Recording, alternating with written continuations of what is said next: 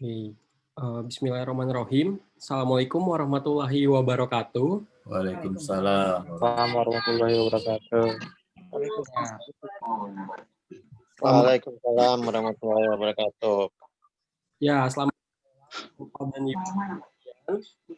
Perkenalkan, saya Guntur Pratama sebagai MC dan moderator pada acara malam hari ini. Halo, sebelumnya suara saya terdengar dengan jelas, Ibu, Bapak? Kedengeran, Mas. Kedengeran, Mas. Nggak bisa kedengeran. Oke. Putus-putus. Oh, putus ya? Kurang jelas suaranya, Mas. Oke. Yang jelas. Halo, cek. Apakah saya jelas? Halo? Ya, Mas. Terdengar, Mas. Oke, alhamdulillah. Semoga saya bisa terdengar dengan baik ya di acara. Ya, sebelum kita mulai acara, alangkah baiknya kita buka event dengan membaca Al-Fatihah dari dalam doa. Suaranya hilang-hilangan. Suaranya hilang-hilangan. Oke, selesai. Oke, apa masih kurang jelas? Suaranya putus-putus ya, Mas. Suaranya hilang-hilangan. Dekat dengan Oh, iya. handphone yang lainnya enggak, Mas? Punten. Oke, aku coba ya. Dekat dengan sumber Zoom lainnya enggak ya?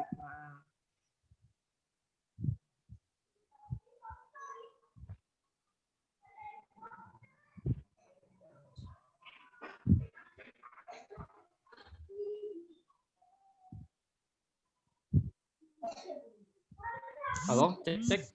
Apakah suara saya masih jelas?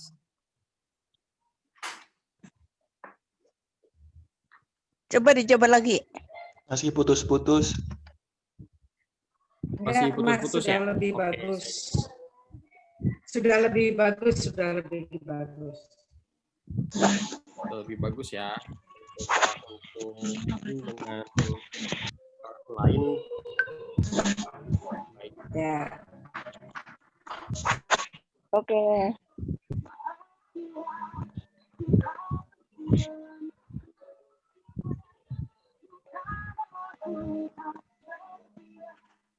Halo, apakah suara saya masuk dengan baik? Udah, Mas. Terdengar, Mas. Sudah jelas ya suaranya? Nah, lanjut. Oke. Lanjut. Nanti Sudah, Mas. jelas, nanti hilang, Pak. Nanti Oh. jelas, nanti hilang, Pak, suaranya, Pak. Oke. Lanjut. Ya. Coba. Oke, kalau gitu saya lanjutkan ya. Sebelum kita memulai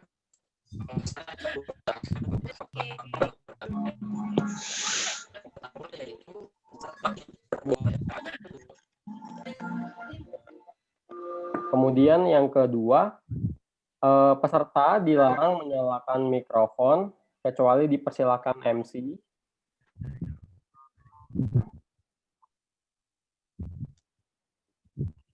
Yang ketiga, jika ingin bertanya, disampaikan ke kolom chat terlebih dahulu, nanti akan dipersilakan MC untuk menyampaikan pertanyaan untuk penanya terpilih.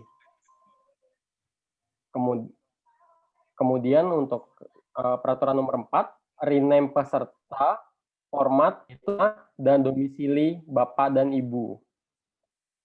Kemudian Yang kelima, peserta diwajibkan mengisi form evaluasi yang akan dibagikan di akhir sesi.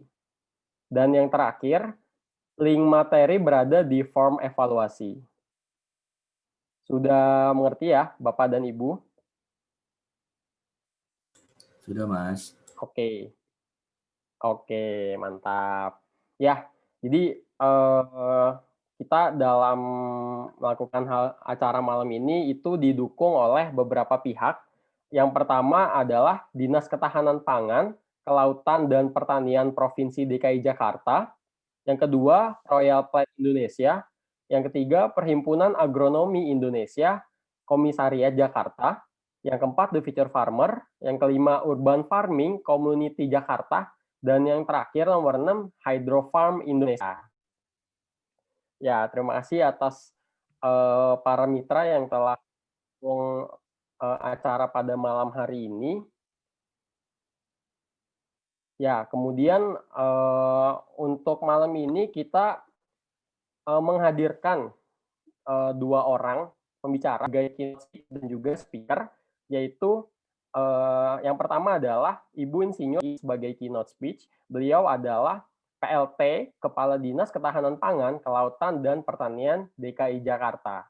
Kemudian speaker pada malam hari ini adalah Mas Kais Abdul Fattah sebagai owner dari Royal Plant. Ya, berikut sudah hadir di tengah-tengah kita, baik Ibu Soeharini dan juga Mas Kais Abdul Fattah. Mungkin kita akan berbincang-bincang nih nantinya sampai pukul sekitar 9.30. Mungkin untuk Bapak dan Ibu yang nantinya memiliki pertanyaan di sepanjang acara, itu boleh langsung saja menyampaikan pertanyaannya di kolom komentar. Nanti di masuk sesinya sekitar jam 9 itu saya mungkin akan membacakan pertanyaan dari Bapak dan Ibu. Seperti itu. Ya, sekali lagi diharapkan sepanjang acara atau pemateri diharapkan untuk memute dulu suara dari Bapak dan Ibu. Oke. Ya. Selanjutnya kita akan panggilkan keynote speech pada malam hari ini, yaitu Ibu Insinyur Soeharini Elyawati, MSI. Apakah sudah hadir ya, Ibu? Sudah, Mas. Sudah, Halo, Mas. selamat malam, Ibu. Malam, Mas Guntur. Apa kabar? Oke, alhamdulillah. Apa kabar, Ibu? Alhamdulillah, kabar saya baik. Alhamdulillah, sehat. Alhamdulillah. Gimana, Mas? Ya, Ibu, apakah sudah siap, Ibu, untuk keynote speech-nya?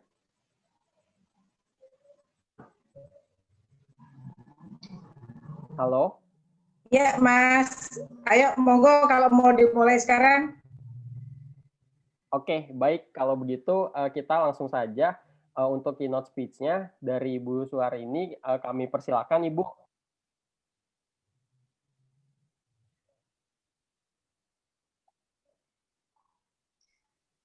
Oke, terima kasih Mas Taufik dari suara saya sudah terdengar, Mas Guntur? Ya, sudah, Bu, terdengar dengan jelas. Jelas. Oke. Bismillahirrahmanirrahim. Assalamualaikum warahmatullahi wabarakatuh. Selamat malam dan salam sejahtera untuk kita semuanya.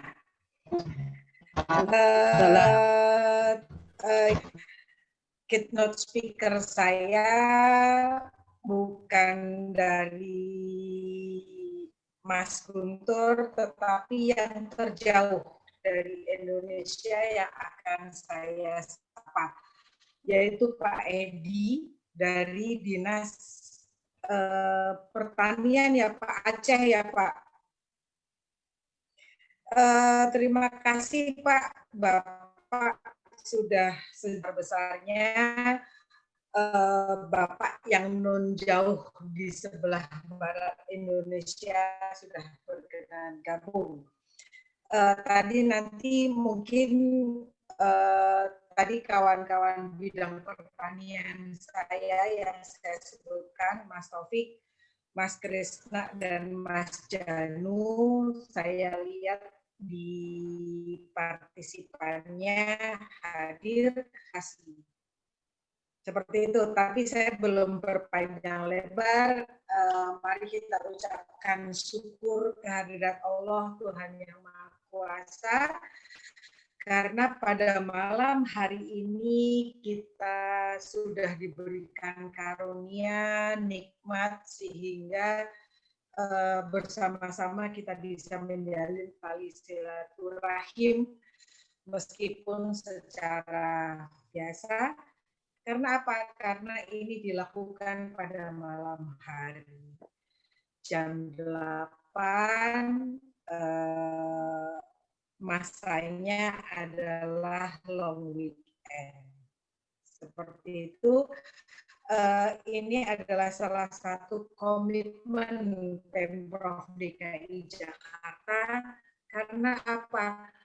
Karena saat sekarang ini PKP, kepanjangan dari Ketahanan Pangan, Kelautan dan Pertanian, itu adalah kami singkatnya Dinas KPKP DKI Jakarta, memberikan banyak alternatif pilihan untuk warga Jakarta agar tidak tamasya. Jadi tagline liburan kita kali ini adalah Dinas KPKP setia menemani kita semuanya. Seperti itu. Jadi sejak tanggal 24 Dinas KPKP sudah melakukan banyak aktivitas dan semuanya dilakukan secara virtual. Puncaknya adalah malam hari ini kita bekerja sama dengan Royal Plan, kemudian kita kerjasama dengan Pragi, hidrofrekuensi yang sama, bagaimana caranya kita masa pandemi, tetapi kita tetap produktif. Kita di rumah saja, tetapi kita berkualitas. Di antaranya adalah kita melakukan pemanfaatan pekarangan. Kemudian kalau ada yang menanyakan kenapa harus jamur? Karena apa? Itu adalah mulai menunjukkan trennya. Angka di BPS sampai dengan tahun 2019, saya mengambilnya adalah angka Jakarta dalam angka. Itu ternyata kenaikannya setiap tahun adalah sekitar angka 20 sampai 25%. Kebutuhan jamurnya. Tahun ini dari Januari sampai, tetapi kebutuhan jamur adalah tidak kurang dari 10 ton. Artinya apa? Artinya seluruh Jakarta, seluruh Indonesia, kita Jakarta yang luas lahannya terbatas tidak membuat kita berkecil hati.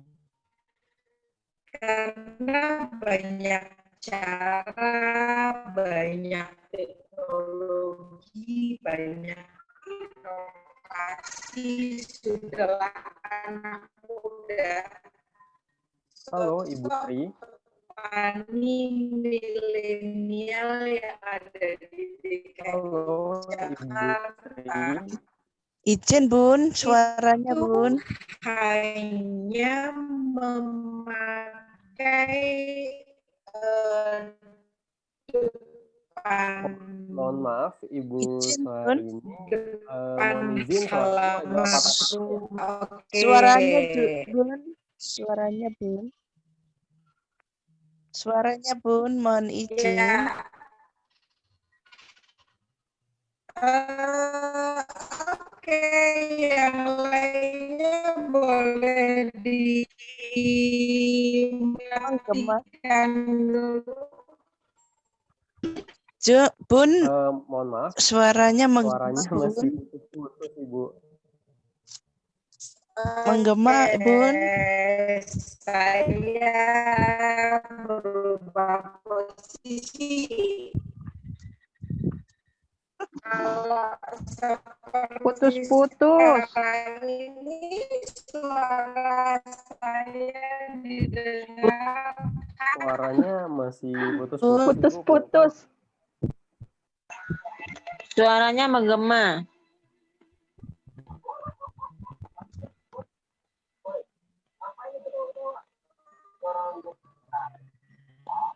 Oke, saya ganti skor.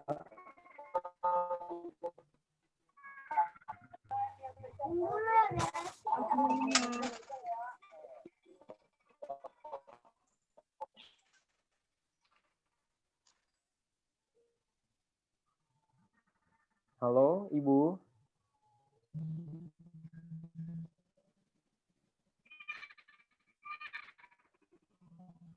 Ya, sepertinya suara Ibu masih belum masuk ya, Bu.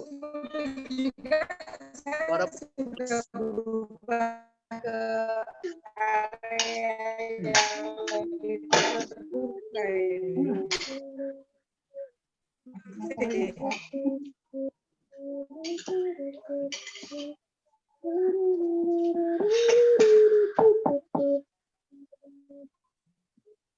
Cari Suara lagi yang sinyalnya lebih kuat. Udah bener apa yang salah? Halo, Ibu.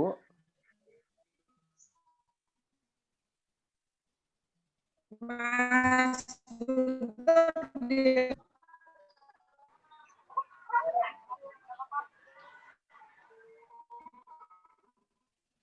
Suara Ibu masih belum terdengar dengan jelas, Ibu. Sepertinya koneksi kurang kondusif, Ibu ya. Halo.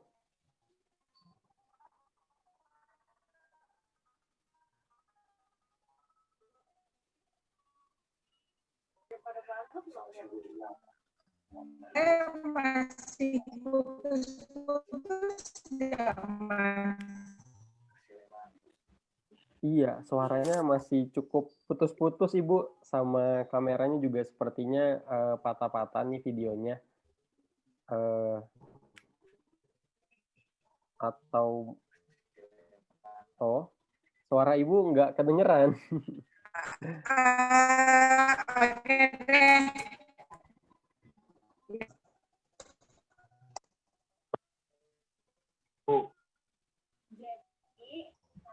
Oke, mungkin Ibu mohon untuk reconnect atau coba matikan videonya mungkin Ibu biar lebih stabil suaranya.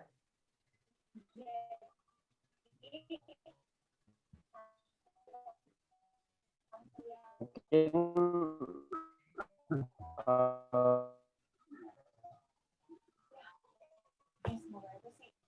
kalau Mas Guntur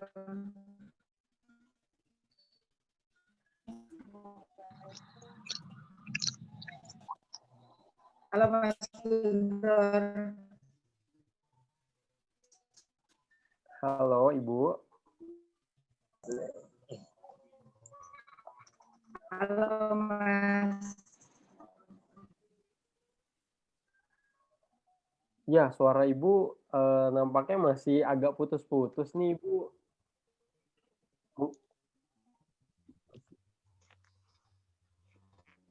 Maaf, Bu. Izin, Bu. Gambarnya nggak kelihatan. Suara putus-putus.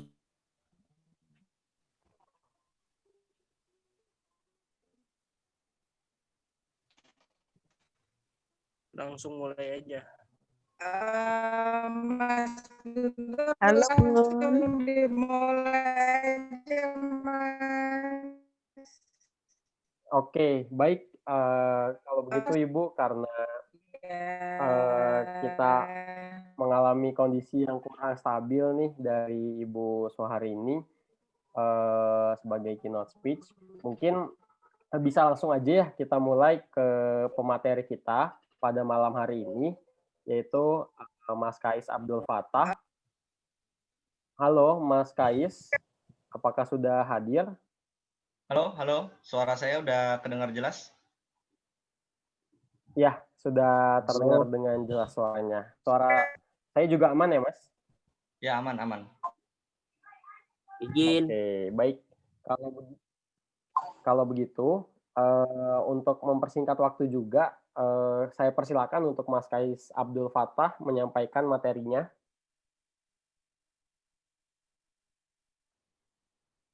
Halo, Mas. Sepertinya suara ke mute ya? Oh ya, sip. Suara saya kedengaran ya? Suara kedengeran, Ya, gambar masuk, Mas, dengan jelas. gambar enggak ini nih. Oke. Lanjut. Saya mulai ya. Bismillahirrahmanirrahim. Assalamualaikum warahmatullahi wabarakatuh. Waalaikumsalam warahmatullahi wabarakatuh. Warahmatullahi wabarakatuh. Bismillahirrahmanirrahim. Wa bi nasta'in ala umuri dunya waddin wassalatu wassalamu ala asrofil anbiya'i wal mursalin wa ala alihi wa sahbihi ajmain. Amma ba'du. Puji syukur sama-sama kita panjatkan kehadirat Allah Subhanahu wa taala atas segala nikmat dan karunia-Nya kita bisa berkumpul pada malam hari ini dalam rangka silaturahim juga dalam kegiatan Royal Plan Talks. Salam serta salam tak lupa kita sama-sama curahkan kepada Nabi kita Nabi Muhammad SAW dan juga untuk sahabatnya, keluarganya dan pengikutnya hingga akhir zaman kelak. Amin ya rabbal alamin. Suara saya masih aman ya? Masih Mas, aman. Ayo silakan Mas. Ya, baik, terima kasih. Perkenalkan, nama saya Kais Abdul Fattah. Saat ini saya sebagai owner sekaligus direktur utama dari Royal Plan Indonesia. Saya lulusan dari Fakultas Pertanian, Institut Pertanian Bogor. Mungkin saya akan langsung ke share untuk materi ya untuk pada malam hari ini.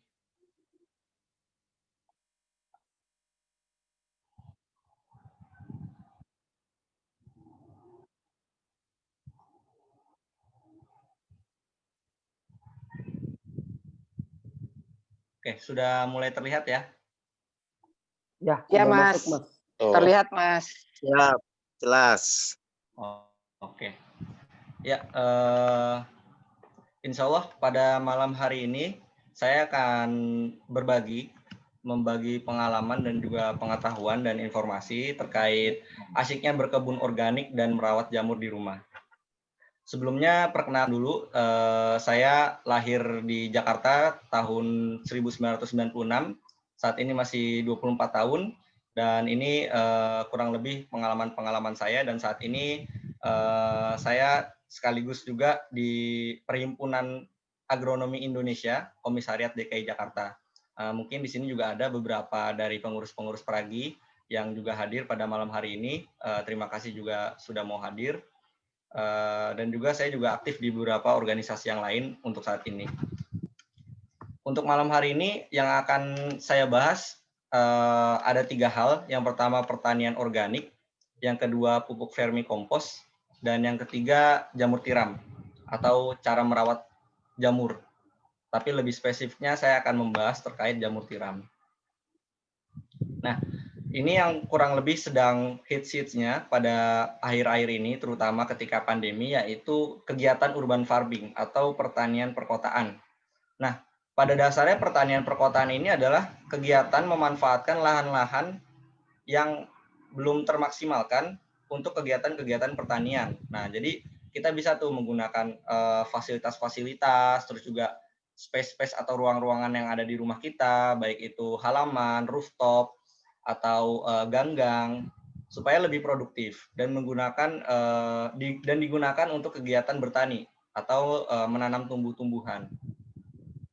Nah, ini kurang lebih ada poin-poin kelebihan dari melakukan kegiatan urban farming. Yang pertama adalah optimalisasi tata ruang, yaitu ruangan-ruangan atau lahan-lahan yang selama ini belum termanfaatkan dengan baik, itu bisa kita manfaatkan dan bisa kita produktifkan. Gitu. Yang kedua itu penghilang stres. Karena kegiatan urban farming itu sendiri akan meningkatkan mood dan kebahagiaan. Gitu. Karena kita misalkan sudah penat dengan pekerjaan, sekolah, dan lain-lain gitu ya setiap hari. Tapi kalau misalkan kita itu dibiasakan untuk merawat tanaman, itu akan ada energi lain gitu, energi positif yang masuk sehingga kita merasa lebih fresh. Nah, itulah mengapa kegiatan urban farming itu sendiri bisa menghilangkan stres gitu. Makanya kalau sekarang banyak orang yang beralih karena mungkin selama pandemi ini bosen, penat gitu di rumah aja gitu kan. Jadi mulai nanam-nanam tanaman, akhirnya mereka merasa wah ini akhirnya bisa membangkitkan kebahagiaan lagi nih gitu. Nah, terus selanjutnya juga ternyata bisa sekaligus menjadi kegiatan aktivitas fisik gitu. Karena kegiatan-kegiatan bertani gitu ya, bercocok tanam itu pasti membutuhkan stamina dan juga membutuhkan energi gitu kan. Apalagi kalau misalkan kita nanamnya itu di lahan. Di lahan misalkan ada kebun kecil di belakang rumah atau di dekat rumah, kan itu pasti butuh tenaga yang lebih gitu ya. Misalkan harus dicangkul, harus digarpu dan lain-lain. Otomatis kan itu menggunakan tenaga yang besar gitu, dan itu sekaligus olahraga atau aktivitas fisik. Selanjutnya penangkap air hujan. Nah, terutama nih di kota-kota besar atau di kota-kota yang cukup padat gitu ya penduduknya. Nah, itu kan biasanya ruang-ruang terbuka atau ruang-ruang hijau itu semakin lama semakin sedikit. Dengan kita membantu untuk menanam tanaman, itu seenggaknya kita membantu sedikit lah untuk menangkap air hujan supaya air hujan itu nggak semuanya kebuang. Apalagi yang tinggal di ibu kota nih ya, seperti saya gitu kan, itu kan dari beberapa tahun sebelumnya juga instruksi Pak Gubernur itu adalah bagaimana supaya air itu bisa tertahan di dalam tanah juga gitu. Jadi nggak semuanya itu kita buang airnya. Nah itu caranya gimana? Caranya salah satunya dengan kita menanam tanaman, menanam tumbuh-tumbuhan yang mana bisa menyerap air dan juga bisa menjaga supaya air itu tidak semuanya terbuang. Lalu selanjutnya memutus rantai panjang distribusi pangan. Nah, ini salah satu masalah yang masih sering terjadi gitu ya di pertanian, karena misalkan kita makan itu kalau misalkan kita cek setiap yang kita makan itu pasti ada yang namanya emisi karbon atau jejak karbon gitu, bukan emisi karbon, jejak karbon gitu ya. Misalkan kita makan dalam satu mangkok, misalkan katakanlah nasi goreng itu kan kita lihat nasinya itu dari mana, habis itu kecapnya dari mana, bawangnya dari mana, itu kan didatangkan dari banyak tempat gitu, yang mana membutuhkan transportasi dan juga membutuhkan energi gitu kan. Nah, dengan kita menanam sendiri, kita akan mengurangi itu. Dan juga kita juga bisa mengefisienkan harga. Kalau misalkan terlalu banyak rantai, terlalu banyak orang yang masuk ke dalam sana, itu otomatis harganya pun juga akan naik. Nah, dengan kita memutus itu, otomatis kita bisa mendapatkan makanan yang lebih sehat dan juga lebih murah gitu. Selanjutnya kita bisa melakukan penghematan atau tambahan income. Nah, misalkan nih yang ibu-ibu biasanya setiap hari itu katakanlah harus belanja sayur, misalkan bisa 20.000, 30.000, 50.000. Nah, dengan kita bisa menanam sendiri, otomatis kita akan mengurangi pengeluaran itu, gitu. Katakanlah misalkan satu ikat bayam 5.000. Nah, kalau misalkan kita bisa nanam sendiri, itu kita bisa menghemat sekian ribu juga, gitu. Bahkan harganya itu sebetulnya lebih mahal daripada harga yang kita bayar ke tukang sayur. Karena kalau kita tanam itu lebih bisa dikondisikan organik atau dalam tanda kutip bebas pestisida gitu ya. Nah, otomatis kan kalau kita beli yang seperti itu pasti harganya lebih mahal. Nah, tapi kalau misalnya kita bisa produksi sendiri, otomatis itu bisa menghemat pengeluaran kita. Selanjutnya itu juga bisa sebagai sedekah, karena apa yang kita tanam, setiap yang memanfaatkan itu akan menjadi pahala untuk kita sendiri. Gitu. Selanjutnya sumber makanan sehat. Seperti yang tadi saya sampaikan bahwa apa yang kita tanam, itu kita akan lebih yakin gitu, sehingga kita tahu seperti apa cara penanamannya dan lain-lain. Kalau misalkan kita pernah dengar mungkin makanan yang tersehat itu dibandingkan ketika kita beli itu adalah makanan yang kita masak sendiri gitu kan. Nah, ini kita balik lagi ke hulu lagi gitu. Makanan yang kita masak itu yang sehat adalah makanan yang kita tanam sendiri. Nah, makanya ketika kita bisa menanam sendiri di rumah, otomatis kita tahu seperti apa perawatannya sehingga kita tahu bahwa itu sudah sehat gitu katakanlah. Nah, selanjutnya penyerap karbon. Karena tumbuhan ini kan dia butuh karbon dioksida untuk hidupnya gitu ya dalam proses fotosintesis. Sehingga ketika kita menanam tanaman-tanaman atau menanam tumbuh-tumbuhan, otomatis kita dapat mengurangi emisi karbon yang ada di lingkungan. Sehingga kita bisa membantu untuk merawat lingkungan itu sendiri. Nah, yang terakhir adalah sarana edukasi. Nah, terutama ini bagi yang udah punya anak nih ya, ibu-ibu, bapak-bapak, kalau sudah punya anak, terutama yang masih kecil-kecil, itu kalau bisa diajarkan sejak kecil untuk cinta lingkungan. Salah satunya adalah dengan mengajarkan mereka untuk menanam gitu. Sehingga mereka bisa menghargai proses, mereka bisa mencintai alam, mereka bisa tahu seperti apa makanan yang sehat itu. Jadi seperti itu karena mereka dari kecil sudah diajarkan. Nah, kondisinya seperti ini kurang lebih bahwa pada intinya di slide ini adalah konsumsi buah dan sayur per kapita untuk masyarakat Indonesia itu masih sangat-sangat kurang gitu. Saya ambil contoh di luar data yang di sini, konsumsi buah per kapita per hari Indonesia itu masih jauh di bawah rekomendasi WHO karena yang direkomendasi WHO adalah minimal 250 gram atau 1/4 kilogram. Kita bisa bayangkan 1/4 kilogram yang harus kita makan buah setiap harinya. Cuma ya kita bisa lihat aja setiap hari apakah kita pasti makan buah gitu kan. Kalaupun makan apakah mencapai 250 gram gitu. Nah, itu yang bisa menjadi tolak ukur bahwa ternyata konsumsi makanan sehat kita itu masih kurang. Dan di saat yang lain justru konsumsi beras kita itu terlalu tinggi gitu. Nah, itulah yang perlu ada pergeseran nih dari konsumsi beras yang terlalu tinggi ke konsumsi buah dan sayur. Nah, ini terkait kawasan rumah pangan lestari yang intinya adalah seperti tadi kurang lebih sudah saya jelaskan, nanti bisa dibaca sendiri aja. Nah, terus juga ini tentang berkebun di pekarangan dari Profesor Hadi Susilo Arifin, guru besar kami juga di IPB waktu itu.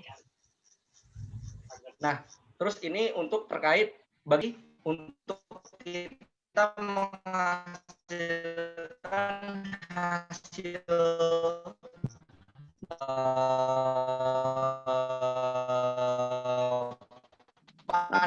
Suaranya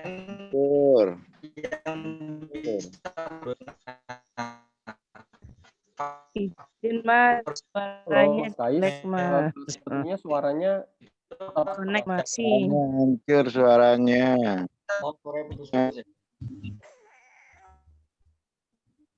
Kalau sekarang suaranya udah jelas? Oke, udah lebih better Mas. Monggo dilanjutkan. Oke.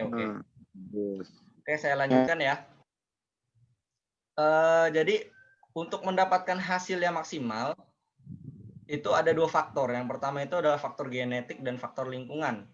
Yaitu faktor genetik ketika kita menggunakan benih-benih yang unggul. Nah, benih-benih yang unggul itu bisa kita dapatkan ketika kita membeli benih yang kita tahu kualitasnya itu sudah bagus gitu. Tapi umumnya benih-benih yang dijual di pasaran itu kualitasnya itu sudah terjamin. Jadi itu bisa menjadi pilihan juga. Yang kedua itu faktor lingkungan. Nah, dan ini mungkin akan banyak saya bahas pada kesempatan pada malam hari ini gitu ya. Karena faktor lingkungan itu yang kita sendiri yang meng-create itu atau yang kita sendiri yang membuatnya gitu. Nah, maksudnya adalah bagaimana media tanamnya, bagaimana penyiramannya, bagaimana lingkungan yang kita buat dan lain-lain. Nah, itulah faktor penting selain dari faktor genetik supaya kita bisa menghasilkan hasil yang maksimal. Katakanlah misalnya kita pengen nanam kangkung, nanam bayam yang daunnya itu besar-besar tapi nggak pahit gitu. Nah, itu otomatis selain benih yang kita gunakan itu harus benih yang unggul, kita juga harus membuat lingkungan yang mendukung. Misalkan bagaimana supaya unsur haranya itu bisa terpenuhi, bagaimana supaya kita bisa memberikan air yang cukup, bagaimana supaya bisa terkena sinar matahari yang cukup dan lain-lain. Sehingga nanti kita bisa menghasilkan panen kangkung atau bayam yang hasilnya pun juga besar gitu. Kurang lebih seperti itu. Nah, saya lanjutkan. Ini budidaya tanaman organik, yaitu saya kutip dari Profesor Muhammad Syukur, guru besar kami juga di IPB, yaitu menggunakan sesedikit mungkin bahan anorganik. Nah, sebagai gantinya, kita bisa menggunakan bahan-bahan organik yang sudah tersedia atau yang bisa kita dapatkan. Contohnya sekam bakar, sabut kelapa, habis itu serbuk gergaji, terus juga pupuk kompos, lumpur dan lain-lain gitu. Atau bisa juga serasah-serasah daun, itu semua bisa menjadi campuran. Selain juga kita menggunakan tanah tentunya gitu ya, karena bagaimanapun tanah ini adalah salah satu media yang paling penting. Ini ketika saya membahas tanaman organik ya, ini di lain hal dengan hidroponik, karena kalau hidroponik itu ya otomatis tanpa tanah atau menggunakan air gitu. Tapi untuk penanaman organik yang menggunakan media tanam selain air, maka bisa kita gunakan contoh-contoh seperti di slide ini gitu. Nah, ini contoh pembuatan kompos, nanti juga bapak-bapak dan ibu-ibu bisa dilihat saja, yang intinya memang kompos itu diperlukan waktu dan kita harus menggunakan bahan-bahan yang bisa dikomposkan seperti daun-daun kering, sisa-sisa sampah sayur, sampah buah, dan lain-lain. Tapi kita nggak boleh menggunakan bahan-bahan seperti tulang ikan, tulang ayam, tulang-tulangan gitu, atau juga kotoran hewan peliharaan seperti kucing, anjing, dan lain-lain. Sedangkan yang harus kita gunakan itu bahan-bahan yang memang umumnya digunakan untuk pengomposan gitu. Nah, ini salah satu kelebihan ketika kita bisa melakukan urban farming nih di rumah. Nah, ini contohnya yang cantik-cantik gitu ya, saya kasih lihat. Ini adalah hasil penemuan Profesor Muhammad Syukur dari IPB. Itu adalah cabai-cabai berwarna-warni gitu. Dan ini semua bisa kita konsumsi. Nah, jadi selain kita bisa memperindah pekarangan atau rumah kita, ternyata kita juga bisa memanfaatkannya sebagai konsumsi gitu. Jadi nggak cuma cantik, tapi juga bisa kita konsumsi. Bahkan ya kita bisa perbanyak juga, kita bisa bagi-bagi ke tetangga dan lain-lain gitu. Jadi otomatis kan ternyata tanaman yang kita makan pun juga bisa memperindah lingkungan gitu. Karena kan selama ini biasanya yang memperindah itu kan nggak bisa dimakan gitu ya. Ternyata yang indah-indah pun juga ada yang bisa dimakan. Nah, salah satunya adalah cabai-cabai warna-warni ini yang bisa menjadi contoh gitu. Selanjutnya, nah ini juga dari ragam-ragam terong dan juga tomat ada bermacam-macam. Ini juga bisa menjadi pilihan untuk ditanam di rumah supaya bisa lebih mempercantik pekarangan atau kebun di rumah. Juga ragam-ragam kacang-kacangan dan lain-lain. Ini versi saya bagaimana cara memulai untuk di rumah cara organik gitu. Nah, kita siapkan ada media tanam, terus ada wadah, lalu benih, air, nutrisi atau pupuk organik gitu. Karena bahasan kita pada malam hari ini adalah pertanian organik gitu ya. Lalu kita memastikan juga lingkungan sekitar atau lingkungan yang kita gunakan itu mendukung. Mohon maaf, mungkin bisa dibantu teman-teman host untuk memute peserta. Oke, saya lanjutkan ya. Nah, jadi ada begitu banyak metode yang bisa digunakan untuk memulai menanam di rumah gitu. Pada intinya, saya ingin sharing bahwa apapun yang kita miliki, yang ada di rumah, itu bisa kita manfaatkan. Gitu. Kita punya wadah-wadah bekas, itu bisa kita manfaatkan. Kita punya tanah, itu bisa kita manfaatkan. Mohon maaf, mungkin bisa dibantu untuk di-mute peserta-peserta yang masih di-mute.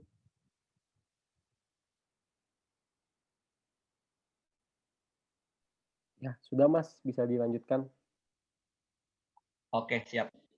Nah, jadi pada dasarnya seperti itu. Kalau misalkan di rumah kita cuma ada tanah, misalkan, itu nggak apa-apa, bisa kita mulai. Kalau misalkan di rumah kita ada wadah-wadah bekas, misalkan ember bekas, terus gayung bekas, dan lain-lain, itu juga bisa kita gunakan sebagai wadah. Gitu. Nah, tapi idealnya, kalau yang bisa saya sharing adalah ketika kita sudah memiliki itu bisa kita maksimalkan lagi dengan kita campur dengan media yang lain. Nah, pada umumnya, itu kita bisa campur dengan menggunakan sekam bakar, atau kalau misalkan nggak ada sekam bakar, bisa juga dengan sekam biasa, dan juga nanti dicampur dengan pupuk organik gitu. Ini bisa macam-macam, bisa dengan pupuk kandang, bisa juga dengan pupuk kompos, bisa juga dengan vermikompos dan lain-lain. Seperti itu. Lalu kita juga bisa menggunakan wadah sesuai dengan keinginan kita gitu. Bisa juga dibuat bedengan seperti gambar di sini. Bisa juga dengan pot-pot atau polybag juga bisa. Itu sesuaikan saja dengan apa yang ada di rumah dan itu bisa dimaksimalkan.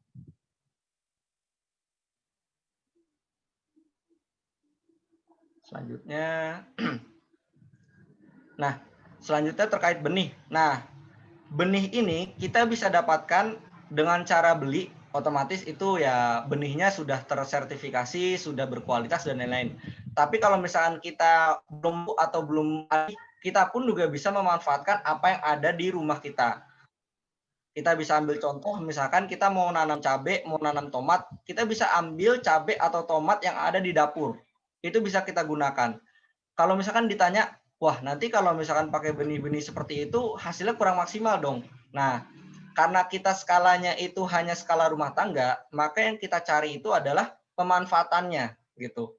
Karena kalau misalkan kita untuk skalanya ekonomis atau untuk dijual, nah mungkin itu ya kita harus menggunakan benih yang lebih berkualitas gitu. Tapi kan untuk penggunaan konsumsi sendiri itu nggak masalah apabila kita hanya menggunakan benih-benih atau sumber yang tersedia gitu, seperti rimpang dari rempah-rempah, jahe, kunyit dan lain-lain, atau juga bisa dengan batang bawah dari seledri, terus juga ada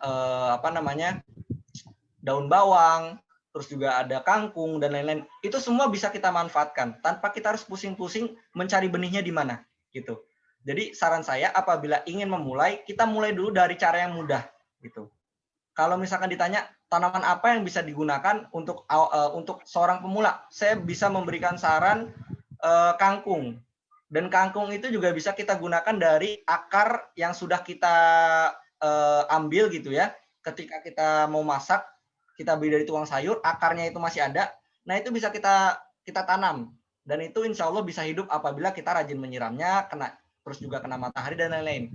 Jadi itu bisa salah satu cara atau tips untuk yang baru ingin memulai dan inginnya mudah gitu. Karena kangkung ini tanaman yang bandel dan dia cukup mudah untuk berkembang biak dan tumbuh gitu. Selebihnya nanti bisa juga dicoba tanaman-tanaman yang lain seiring berkembangnya dan meningkatnya kemampuan gitu. Lalu selanjutnya juga di sini untuk faktor lingkungan, intinya bagaimana supaya kita bisa nutrisi dulu ya. Nutrisi bagaimana supaya tanaman-tanaman yang kita tanam itu bisa terpenuhi.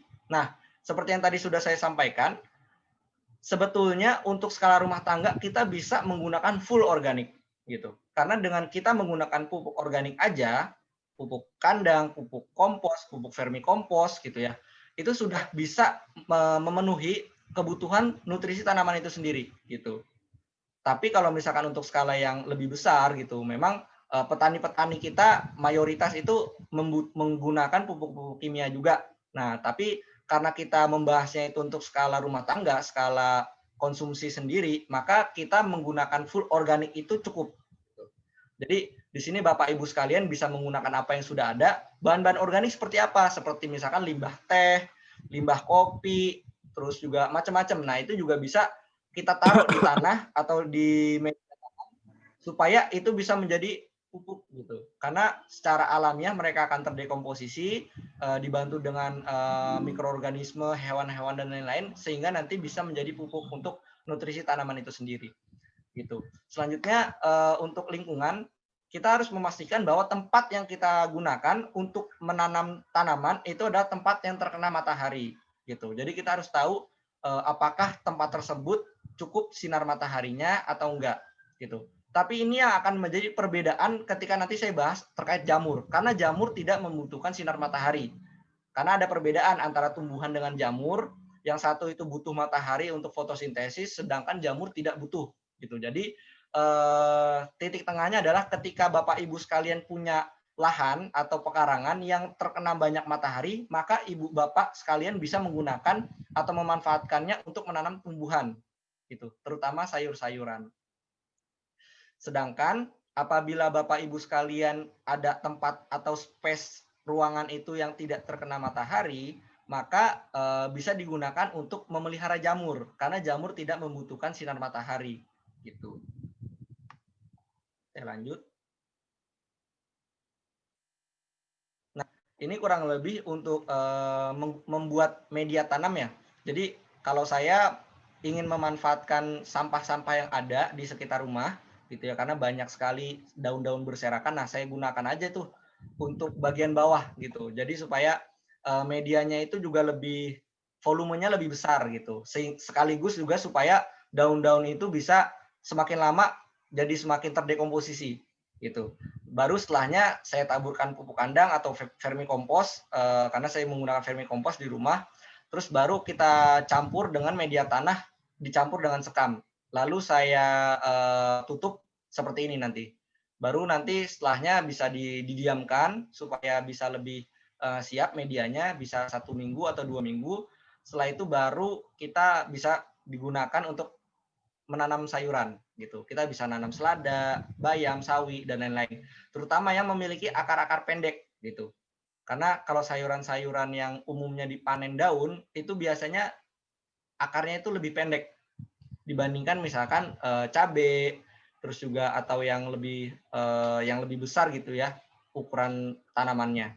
Jadi kita bisa memanfaatkan meskipun kita cuma memiliki media yang terbatas, itu nggak masalah, kita tetap bisa untuk menanam sayuran-sayuran yang berakar pendek seperti bayam, selada, sawi.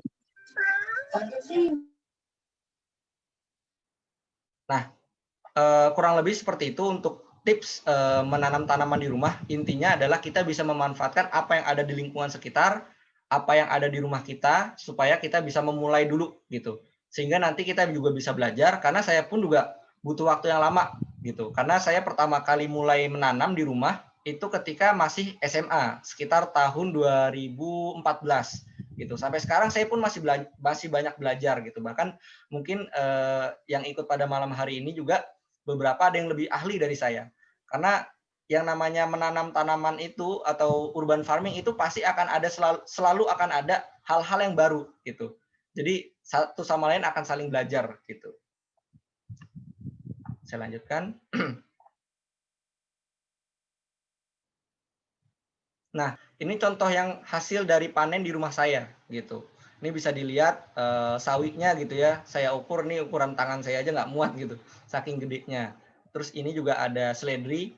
Seumur-umur saya nggak pernah lihat seledri itu bisa berbunga di Jakarta, karena seledri ini butuh suhu yang dingin supaya dia bisa mengeluarkan bunga untuk berkembang biak gitu ya. Tapi wallahu alam, ajaibnya di rumah saya ini bisa muncul bunga gitu.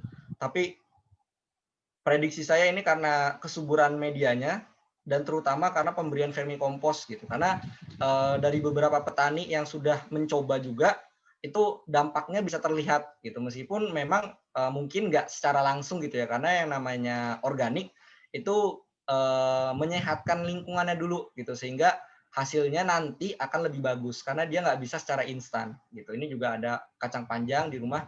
Jadi ini kurang lebih bisa dimaksimalkan gitu. Mau makan apa yang tersedia bisa dipanen, nah itu yang kita makan gitu. Jadi apa yang kita makan adalah apa yang kita tanam. Nah ini contohnya juga saya ukur sekitar 40 cm atau lebih nih kayaknya, saking gedenya gitu ya. Terus juga ini ajaibnya juga lucu juga nih di rumah saya karena sudah terbentuk ekosistem gitu ya. Bahkan tanaman bayam aja bisa tumbuh di mana-mana gitu. Saking dia bijinya bisa terbang-terbang sampai diselokan saluran air. Ini ada sedikit tanah yang jatuh di sini, terus ada biji yang jatuh di sini, terus dia bisa tumbuh gitu. Itu saking ya itulah, dari situ kita bisa banyak belajar gitu bahwa wah ternyata bisa juga ya seperti ini. Nah ini salah satu tutorial untuk menanam di rumah dengan berbagai wadah gitu ya. Namun saya nggak akan bahas ini untuk malam hari ini karena nanti bapak-bapak, ibu-ibu bisa dilihat di PPT yang akan di-share nanti. Gitu.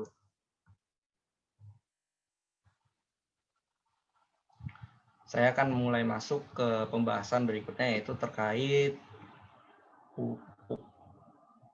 Ini nanti bisa Bapak Ibu sekalian dipelajari sendiri ya. Nah, saya ingin membahas terkait vermikompos atau pupuk organik yang dihasilkan dari proses dekomposisi yang dilakukan oleh cacing gitu. Saya yakin di sini mungkin Bapak Ibu sekalian masih banyak yang asing dengan istilah vermikompos gitu ya. Karena di pertanian, di Fakultas Pertanian sendiri di IPB itu mungkin untuk mahasiswanya nggak semuanya juga ngeh dengan istilah vermikompos gitu. Tapi kalau misalkan disebutnya pupuk kompos, pupuk kandang, pasti hampir semua tahu. Tapi kalau disebut vermikompos, banyak yang belum tahu gitu. Karena memang produknya sendiri masih sangat jarang. Karena masih sulit untuk didapatkan dan diproduksinya pun juga butuh butuh persiapan yang cukup rumit gitu. Karena prosesnya itu sendiri lebih lama dibandingkan proses membuat kompos. Karena ibaratnya kalau vermikompos itu adalah kompos yang dikomposkan lagi gitu dengan bantuan cacing. Nah, makanya vermikompos itu sendiri kelebihannya pun juga lebih banyak dibandingkan pupuk-pupuk organik padat yang lainnya. Karena mungkin saya akan lebih banyak bahasa itu terkait pupuk organik padat gitu ya. Karena kalau pupuk organik padat variasinya itu lebih sedikit, lebih ya nggak terlalu banyak dibandingkan pupuk organik cair yang mana kalau pupuk organik cair itu formulanya bisa macam-macam gitu, bisa dengan banyak banget, entah itu dengan mikroba macam-macam, bisa juga dengan campuran bahan-bahan dan lain-lain. Sedangkan kalau pupuk organik padat itu umumnya itu aja gitu. Kalau nggak pupuk kandang, pupuk kompos, sekam bakar, kokopit, pupuk baru yang lain vermikompos. Nah, tapi sejauh ini sampai sekarang saya pun juga belum pernah melihat ada yang jual secara offline gitu di toko-toko pertanian. Bahkan toko pertanian terbesar di Bogor ketika saya tanya itu pun juga mereka nggak menyediakan. Saking sulitnya untuk mencari pupuk ini. Padahal pupuk ini menurut saya pribadi ketika saya studi literatur gitu ya, itu bisa dikatakan ya pupuk organik padat yang terbagus gitu. Karena pupuk organik sendiri itu kan punya beberapa kelemahan gitu ya, seperti banyak biji gulma, terus juga bisa menimbulkan penyakit atau ada jamur dan lain-lain. Tapi kekurangan-kekurangan itu pada umumnya itu bisa hilang di produk vermikompos karena prosesnya itu sendiri dia 2 kali gitu. Karena sudah disterilisasi atau diproses lagi sama cacing. Sehingga yang dihasilkan itu adalah produk yang sudah siap dan benar-benar matang. Gitu. Oh iya. Gimana jadinya? Oh, mau masuk. Oh, saya dapat pesan dari Mas Krisna, Bu PLT Kadis mau ada pesan ya? Barangkali ada pesan Ibu PLT? Bisa nggak Mas Kes diizinkan sedikit? Boleh Bu, silakan Bu. Suara saya terdengar ya? Tadi maaf keputus. Terdengar Bu, bagus Bu, jernih. Oke. Jadi maaf tadi ada gangguan. Bismillahirrahmanirrahim. Assalamualaikum warahmatullahi wabarakatuh. Maaf nyelak karena bagi saya ini adalah materi yang sangat bagus sekali. Yang pertama tadi saya katakan saya nggak nyangka kalau ternyata Mas Kes ngomongnya dari hulu sampai ke hilir, baru nanti adalah klimaksnya adalah kita ngomong tentang jamur. Jadi gini, Pemprov DKI Jakarta dalam hal ini Dinas KPKP pada kesempatan libur Natal dan Tahun Baru ini memberikan banyak alternatif kepada warga Jakarta.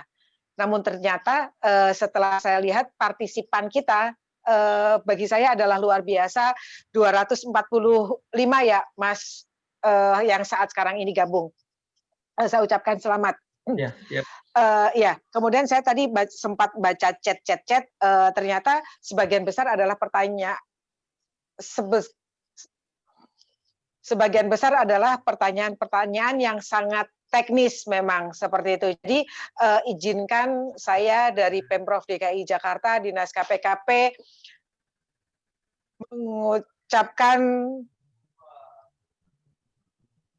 mengucapkan terima kasih kepada Royal Plan yang malam hari ini menginisiasi memberikan wahana fasilitas kepada kita. Kemudian selanjutnya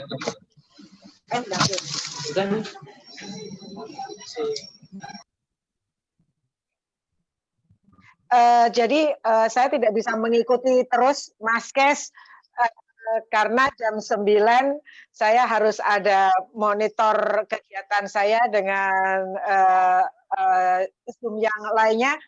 Saya ucapkan selamat. saya titipkan semuanya kepada kawan-kawan semuanya. Kemudian untuk selanjutnya semua chatnya nanti akan saya jawab. Demikian dari saya ucapkan selamat, terima kasih. Wassalamualaikum warahmatullahi wabarakatuh. Waalaikumsalam warahmatullahi wabarakatuh. Terima kasih, Bu. Ya, punten ya, punten.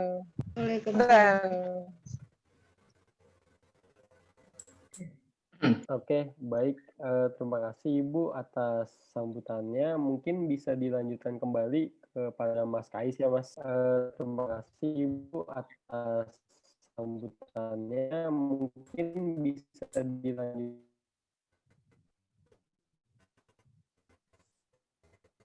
Oke, saya lanjutkan ya.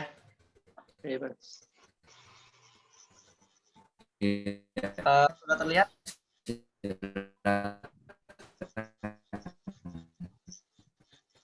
Oke, saya lanjutkan ya, dan mohon untuk Mas. untuk para utama panitia, teman-teman panitia. Ya, sudah Mas. Bisa dilanjutkan kembali. Nah, ini adalah proses pembuatan dari vermicompost itu sendiri yang kami produksi, yaitu menggunakan atau memanfaatkan limbah dari peternakan gitu. Jadi setiap kita membeli atau menggunakan vermicompost gitu ya, maka kita sebetulnya berkontribusi juga.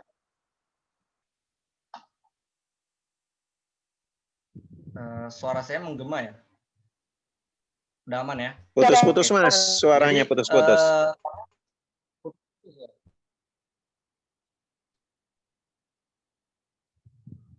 Kalau sekarang? Ya, sudah lebih baik Mas. Boleh Sudah, bisa ya? dilanjutkan.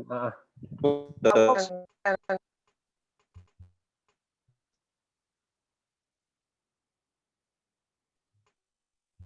Hancur Mas, lanjutkan ya. nggak ada. Lanjut Mas Kei. Suara saya udah jelas ya? Iya, jelas Mas. Jangan kasih kendor. Jadi untuk vermicompost itu sendiri pada dasarnya menggunakan dari bahan-bahan organik yang ada di sekitar gitu. Jadi bisa menggunakan limbah dari peternakan, bisa juga dengan limbah-limbah organik yang lainnya seperti sayuran dan buah-buahan gitu. Nah, ini sebagai contoh bisa dengan menggunakan limbah peternakan.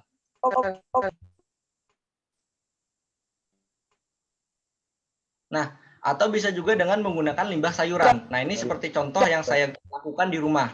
Dan juga bisa menggunakan limbah dari jamur yang sudah akhir. Karena ketika jamur yang sudah kita tumbuhkan itu sudah berhenti tumbuh, otomatis itu menjadi limbah gitu. Backlog jamurnya itu akan menjadi limbah. Namun limbah itu sendiri bisa kita manfaatkan untuk diproses lagi oleh bantuan dari cacing gitu. Nah, inilah proses selanjutnya, nanti dia akan dimakan cacing dan nanti akan menghasilkan pupuk yang sudah benar-benar matang.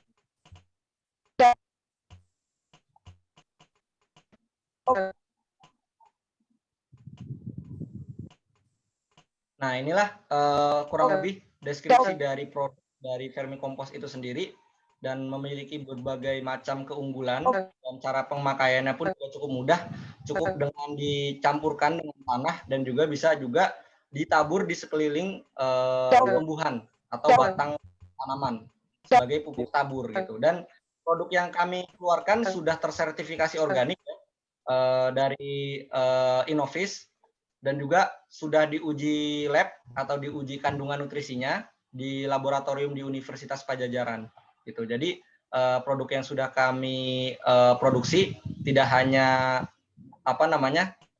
sudah ada bukti secara ilmiahnya gitu, kualitasnya seperti apa gitu.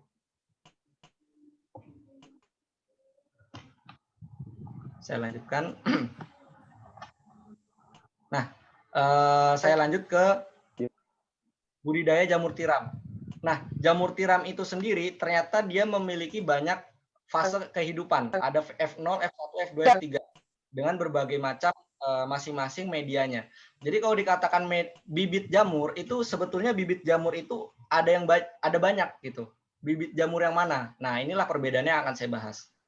Nah, ini secara umum prosesnya bahwa ternyata jamur yang selama ini kita makan itu butuh proses yang sangat panjang dan menggunakan teknologi yang tinggi gitu.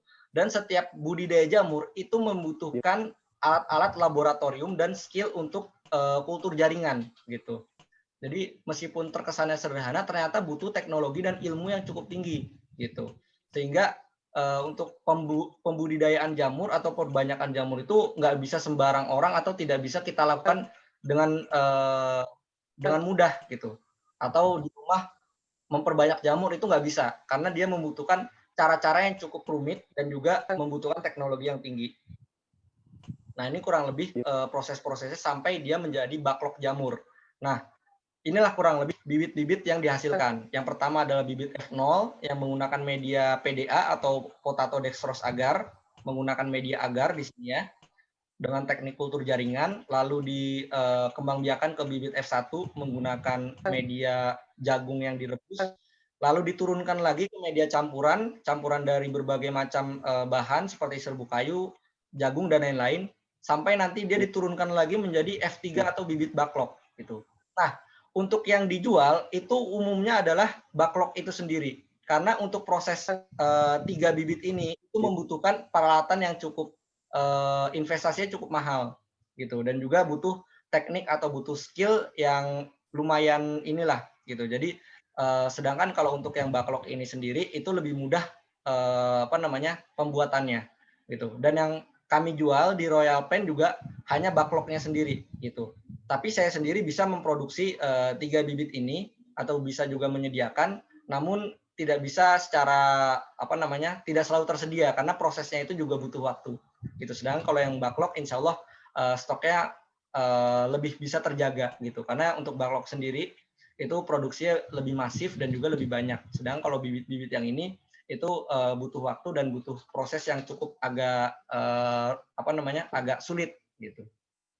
Jadi kalau misalkan dikatakan bibit jamur, pada umumnya itu yang dimaksud adalah backlog gitu. Backlog yang sudah siap untuk dirawat. Nah, selanjutnya yang akan kita bahas adalah perawatannya. Mungkin untuk yang bibit F0 sampai F2 tidak kita bahas karena ini pembahasannya agak rumit dan butuh waktu yang cukup lama. Nah, untuk kita sebagai orang-orang yang tinggal di perkotaan gitu ya, kita ternyata bisa merawat jamur loh gitu. Dengan cara kita merawatnya di rak-rak atau kita memanfaatkan ruangan-ruangan yang ada di rumah gitu. Ini sebagai contoh saya memanfaatkan gudang.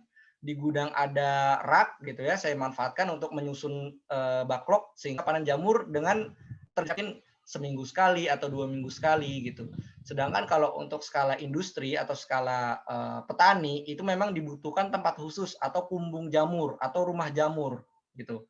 Jadi kalau misalkan kita hanya memiliki ruangan yang kecil gitu ya dan memang tujuannya hanya untuk konsumsi pribadi, maka kita tidak membutuhkan tempat-tempat yang seluas ini gitu. Kalau luas seperti ini itu bisa untuk kapasitas ribuan. Sedangkan yang kita rawat di rumah 40 aja itu udah banyak banget gitu. Kalau 40 atau 50 prediksi saya itu kita bisa setidaknya 1 atau 2 hari sekali kita bisa panen apabila udah memasuki umur 1 bulan gitu kurang lebih. Nah, bagaimana caranya untuk merawat jamur? Pertama, yang kita butuhkan hanyalah 3 hal ini. Backlog jamur tiram yang sudah kita punya, lalu sprayer dan dengan isi air, lalu rak. Itu dibutuhkan apabila kita ingin menyusun. Tapi kalau misalnya kita mau diberdirikan, itu pun juga bisa. Gitu. Jadi caranya mudah banget bahan-bahannya.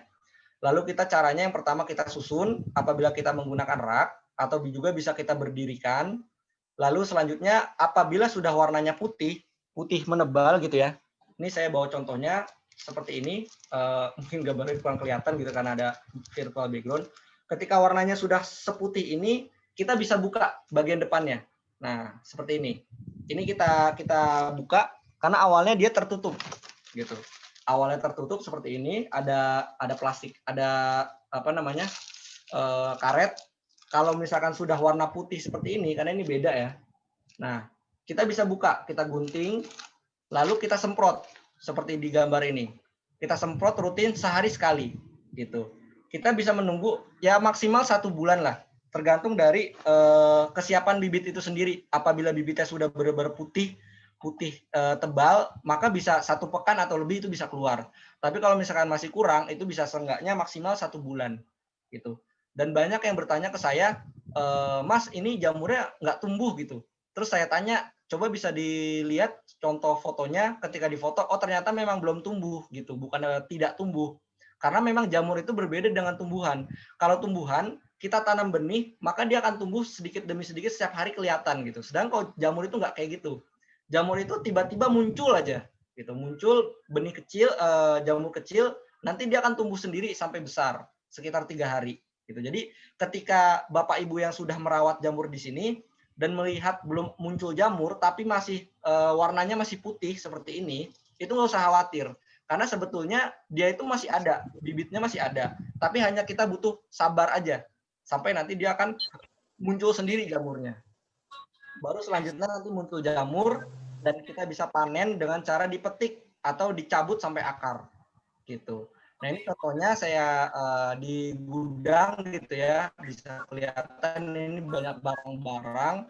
Bisa panen. Ini contoh yang sudah panen Bu Ika di Tanjung Balai. Ini ada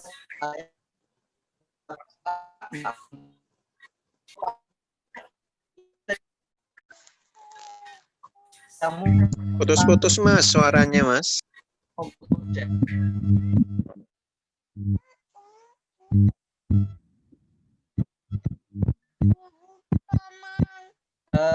Kalau sekarang sudah jelas suara saya. Masih putus-putus Mas suaranya Mas.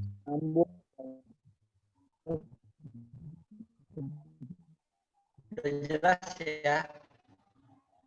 Oke, saya lanjutkan.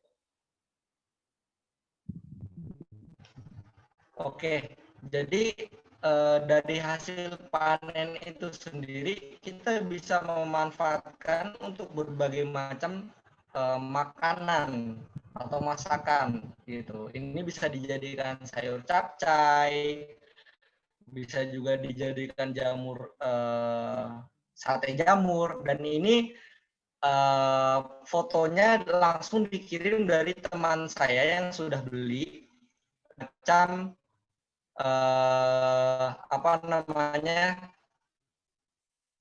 masakan gitu.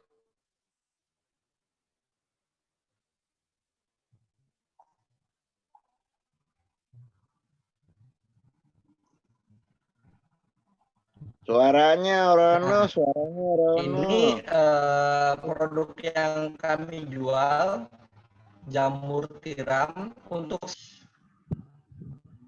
kalau saya matiin video kali ya. Sekarang suaranya udah jelas? Geng.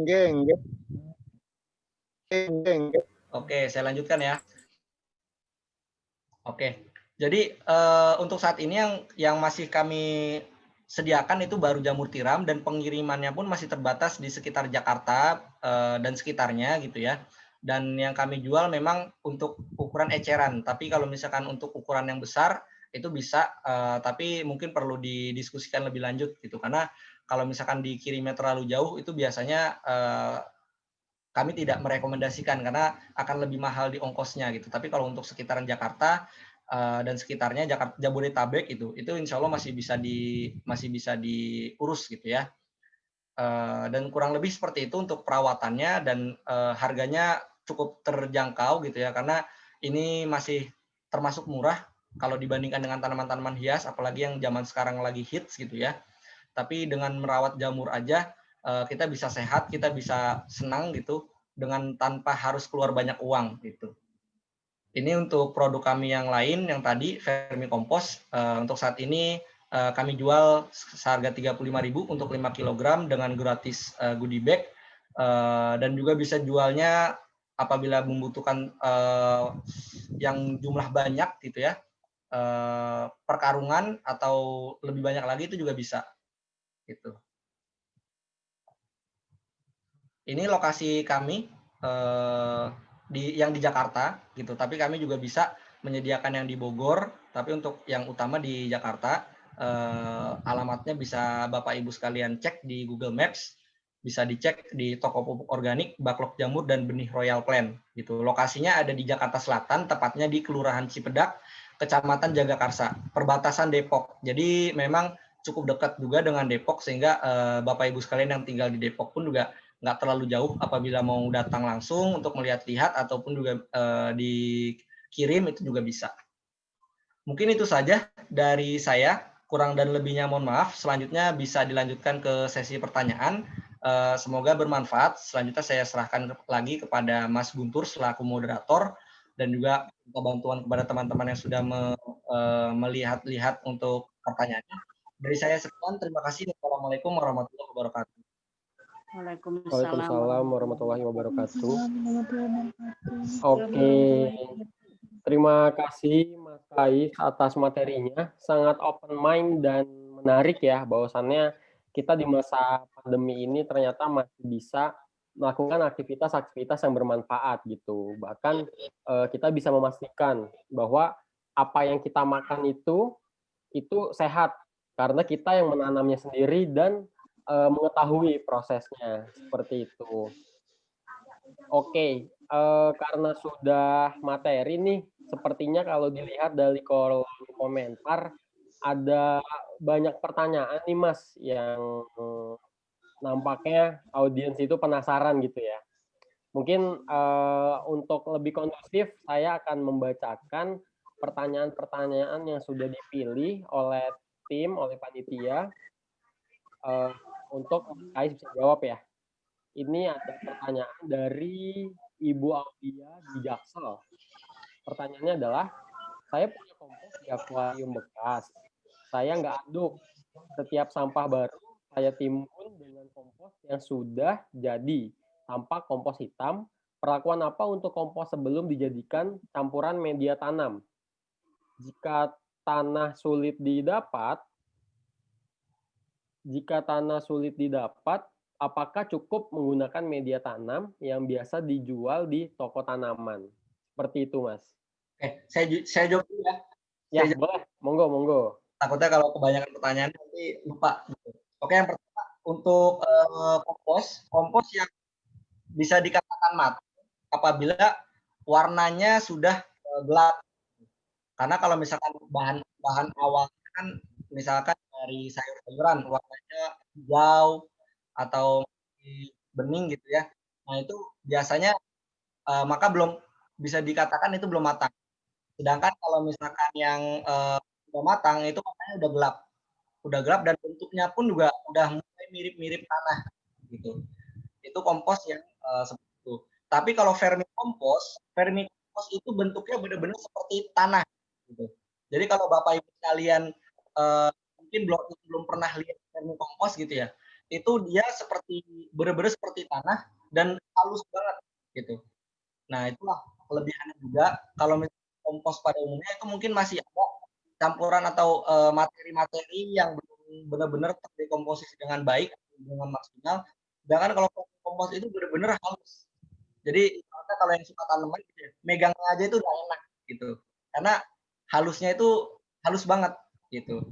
Nah, itu pertanyaan selanjutnya, kalau nggak ada tanah, jadi sebetulnya tanah itu fungsinya adalah sebagai media tanam yang dia menyediakan bahan-bahan zat-zat hara dan juga menyediakan zat-zat yang zat-zat mineral. Jadi pada dasarnya media itu membutuhkan zat mineral dan juga zat organik, sehingga dua-duanya itu saling melengkapi gitu. Jadinya kurang bagus ketika hanya menggunakan tanah tanpa bahan organik atau menggunakan bahan organik tanpa tanah gitu. Makanya ideal adalah ketika kita bisa mengkombinasikan keduanya. Makanya yang sangat direkomendasikan untuk terutama yang hobi-hobi tanaman itu pasti biasanya mereka formula membuat media tanam itu adalah tanah, sekam bakar, dan juga pupuk organik gitu. Biasanya kalau nggak 1-1-1, 2-2-1-1. Supaya kombinasinya itu lengkap gitu, sehingga hasilnya pun juga bisa lebih maksimal. Lebih seperti itu.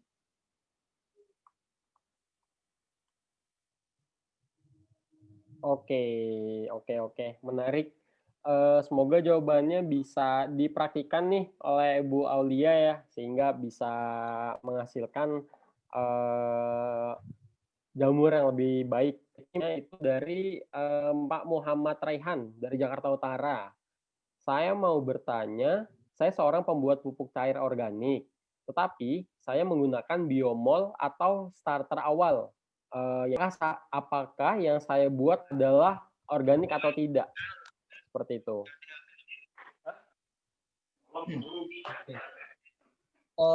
Jadi gini, secara teknis gitu, secara teknis definisi atau apa namanya maksud dari istilah organik itu kan zat kimia.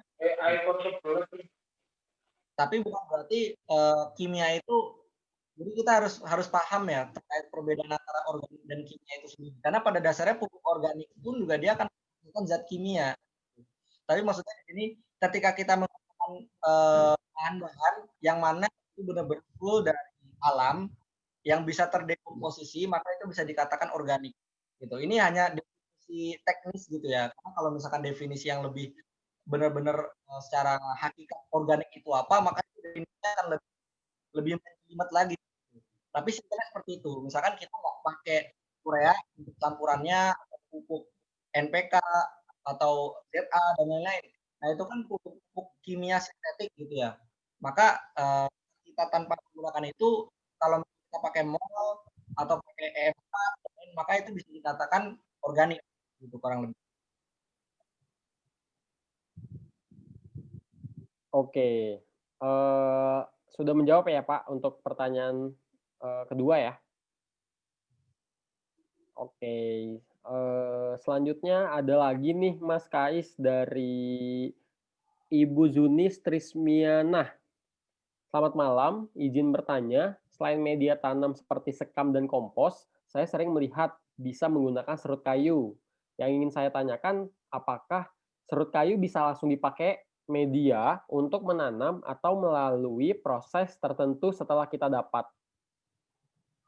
Oke, jadi kalau serut kayu saya sarankan itu menjadi campuran aja ya, dan kadarnya jangan terlalu banyak gitu. Jadi tetap diperbanyak tanahnya, karena dia fungsi serbuk kayu ini juga bisa membantu supaya porositas tanah itu sendiri atau media tanam bisa lebih tinggi, gitu, sehingga dia nggak terlalu padat gitu.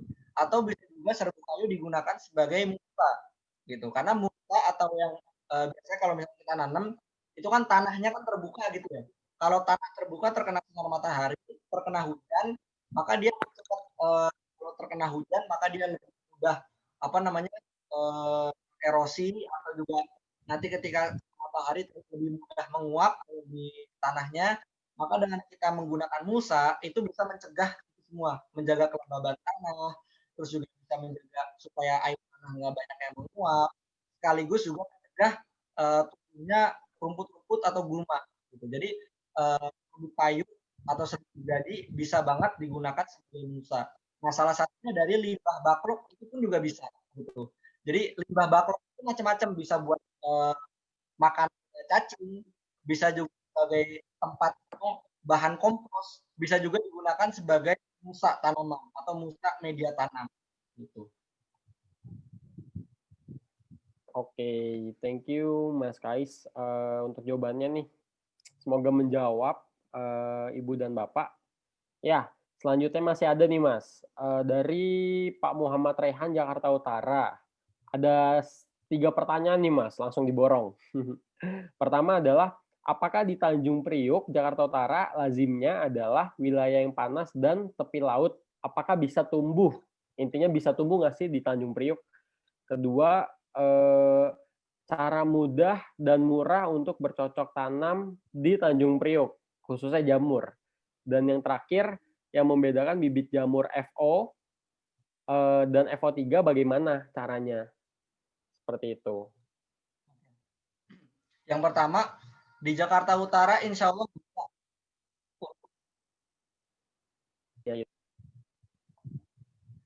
Di Jakarta Utara insya Allah bisa ya untuk menanam tanaman. Jadi karena ya sebetulnya dimanapun kita bisa menanam dimanapun. Tinggal bagaimana supaya kita bisa membuat lingkungan itu bisa lebih support untuk penanamannya gitu. Misalnya di Jakarta Utara terlalu panas, otomatis ya kita harus memperhatikan bagaimana tanah itu bisa nggak kering. Nah, salah satunya dengan cara misalkan rutin setiap pagi dan sore hari kita menyiram tanamannya gitu. Sebelum matahari terik dan juga setelah matahari nggak terik kalau sore hari gitu ya. Misalkan ya katakanlah pagi sebelum jam 8, sore setelah asar gitu. Itu bisa supaya tanahnya itu bisa selalu support gitu.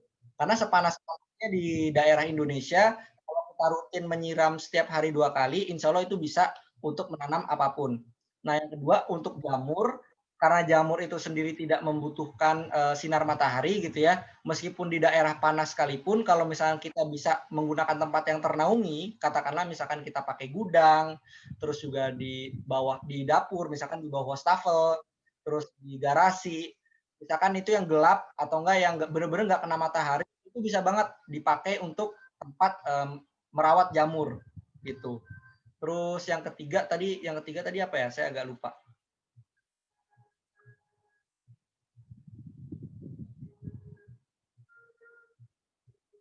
Maaf, sore nggak kedengeran tuh.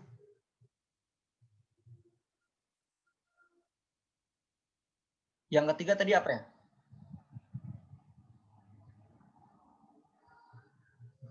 Sore nggak kedengeran. Ditulis aja.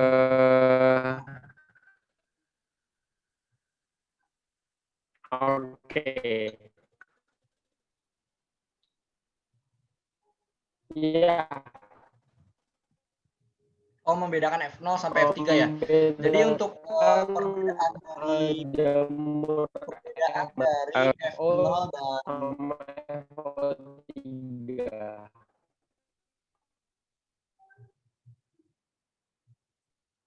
Oke. Perbedaan dari bibit-bibit jamur ya. Jadi memang untuk perbedaannya sendiri yang utama adalah medianya. Medianya sendiri jamur itu.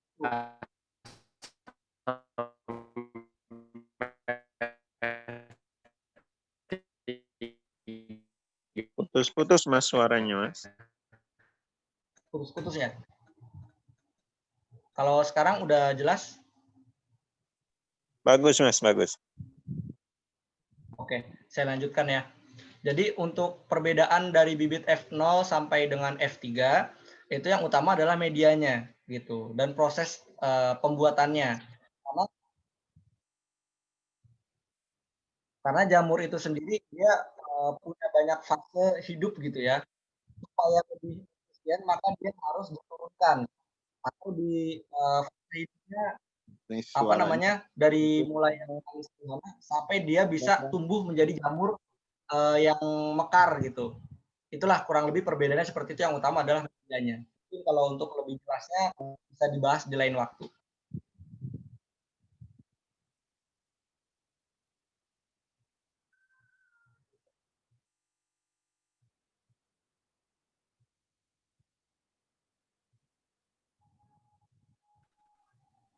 Apa suara saya terdengar?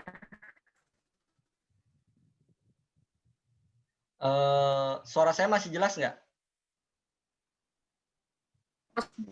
Jelas Mas. Ini sih diperbaikin dong, nggak bosen jadinya.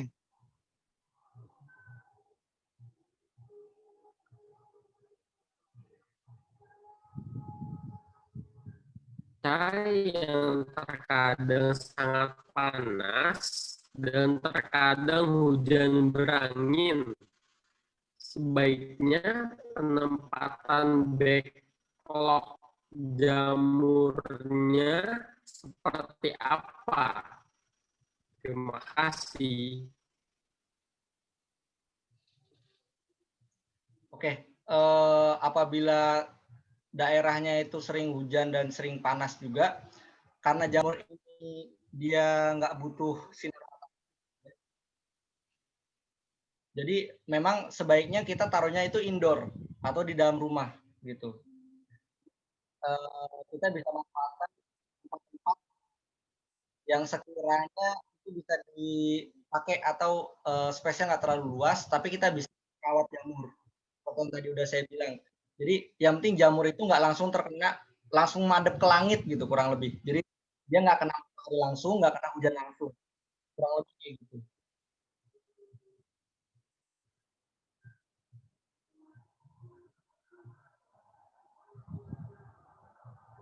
Mungkin saya kayaknya mesti connect ulang ya. Atau udah jelas suaranya? Jelas. Jelas, Mas.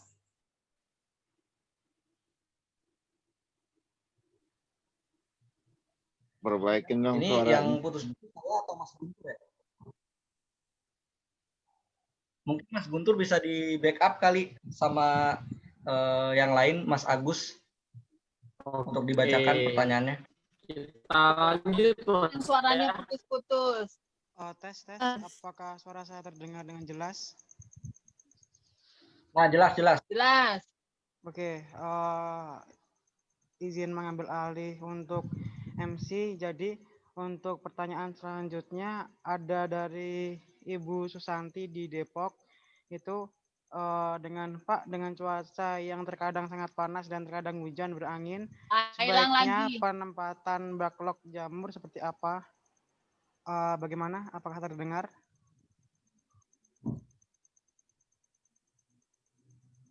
Apakah suara saya terdengar? Gak bagus suaranya. Walah. Suaranya putus-putus, Gus. Oke, halo Pak, suara saya udah masuk lagi belum, Mas?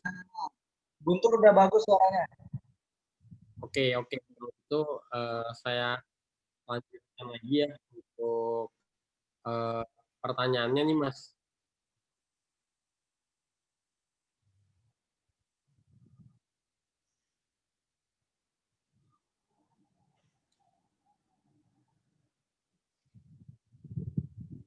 Ya, silakan Mas Guntur dilanjut. Oke, ini jadi ada pertanyaan dari Ibu Adinda Agrina di Jakarta. Mengenai backlog jamur itu sendiri dapat dipanen berapa kali ya? Maksud saya, apakah ada batas umur dari backlog jamur itu sendiri atau tanda-tanda yang bisa dilihat ketika jamur itu tidak lagi dapat tumbuh dan dipanen?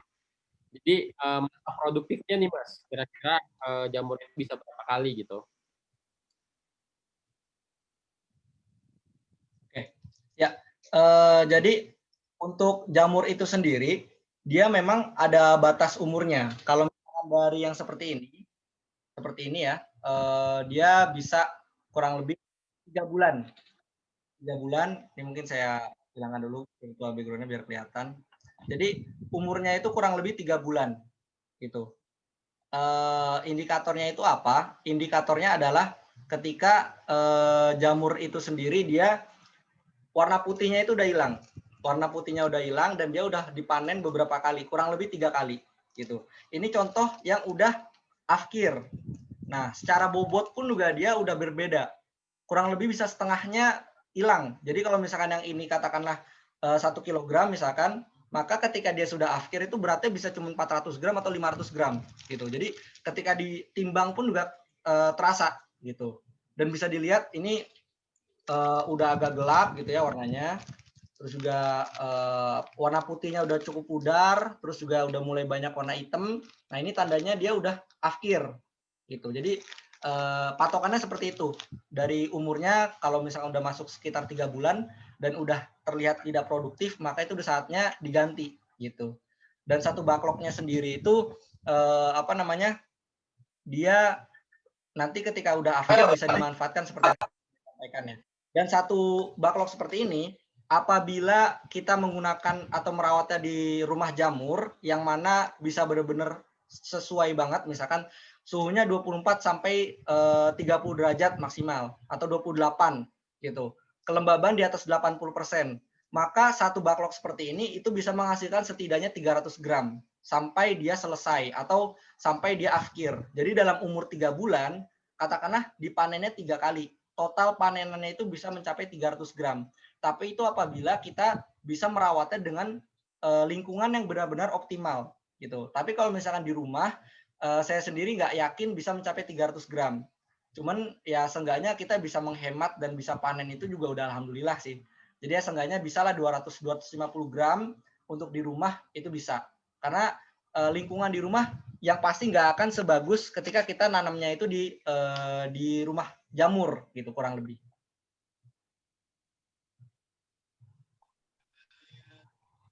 Oke, menarik Mas Kais untuk jawabannya.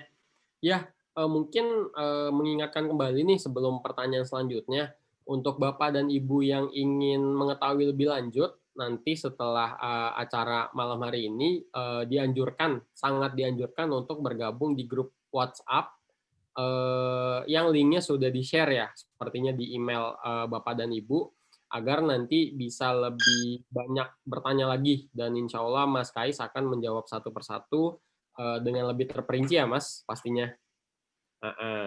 Oke. Selanjutnya kita ke pertanyaan lagi nih, masih ada, karena kebetulan alhamdulillah ya antusias banget nih audiens kita Mas. Selanjutnya ada lagi nih, namanya tidak disebutkan, tapi pertanyaannya adalah untuk vermicompost, satu, jenis cacing apa yang digunakan? Kedua, berapa perbandingan antara jumlah limbah peternakan dan jumlah cacingnya? Ketiga, di mana bisa didapatkan cacing yang dimaksud? Ya, dari Pak Dadang Suherman. Monggo Mas, 3 pertanyaan. Oke. Yang pertama, cacing yang digunakan itu Lumbricus rubellus, bisa juga dengan Eisenia foetida gitu. Jadi 2 itu yang biasa digunakan, tapi yang paling umum itu Lumbricus rubellus. Yang kedua, yang terpenting ketika pakannya habis, kita berikan lagi. Jadi memang setiap hari itu harus diberikan pakan. Ini kalau misalkan menggunakan limbah peternakan gitu ya. Terus juga standarnya itu 1:1. Jadi kalau misalkan kita memelihara 10 kg cacing, maka kita harus memberikan pakannya 10 kg juga. Dengan perkiraan lah kurang lebih. Habis itu yang ketiga, untuk mendapatkan cacing itu memang bisa bisa disampaikan ke kami. Kalau misalkan memang stoknya ada, kami bisa carikan dan kami bisa kirimkan juga gitu. Nanti untuk follow up-nya bisa disampaikan lebih lanjut. Kurang lebih gitu, Mas. Oke, ya menarik untuk jawabannya. Insya Allah sudah banyak sekali nih pertanyaan yang dijawab. Dan nampaknya karena kita keterbatasan waktu ya, sudah jam 21.30 juga nih. Mungkin ada beberapa pertanyaan dari Bapak dan Ibu yang belum terjawab dan atau belum kepikiran gitu. Sekali lagi sangat dianjurkan untuk Bapak dan Ibu bergabung di grup WhatsApp yang sudah diberikan linknya ya di email Bapak dan Ibu. Insya Allah akan dijawab semuanya secara detail dan mendalam oleh Mas Kais. Seperti itu. Baik mau konsultasi atau bahkan mau beli bibit itu sendiri Mas ya. Gitu. Insya Allah Mas Kais juga mungkin kalau ada kesempatan bisa main gitu ke tempat Bapak dan Ibu agar lebih mengetahui nih bagaimana sih teknis di lapangan. Seperti itu. Oke. Karena kita sudah berada di akhir acara, sudah pukul 21.33 menit nih, sudah lewat 3 menit untuk waktunya. Mungkin saya akhiri aja ya, Mas Kais, untuk si kita malam ini. Insya Allah akan ada sesi selanjutnya dan juga pendalaman materi selanjutnya, karena ini adalah hal yang menarik seperti itu. Dan tidak lupa lagi saya ingatkan bahwa acara kita ini didukung oleh Dinas Ketahanan Pangan, Kelautan Pertanian Provinsi DKI Jakarta, Royal Plan Indonesia, Perhimpunan Agronomi Indonesia, Komisariat Jakarta, The Future Farmer, Urban Farming Community Jakarta, dan yang terakhir Hydro Farm Indonesia. Nah, mungkin untuk Bapak dan Ibu nih, bisa banget nih dicari tahu mengenai sponsor-sponsor atau pendukung acara malam ini untuk memperdalam nih tentang ilmu dalam budidaya jamur dan sebagainya. Seperti itu. Oke.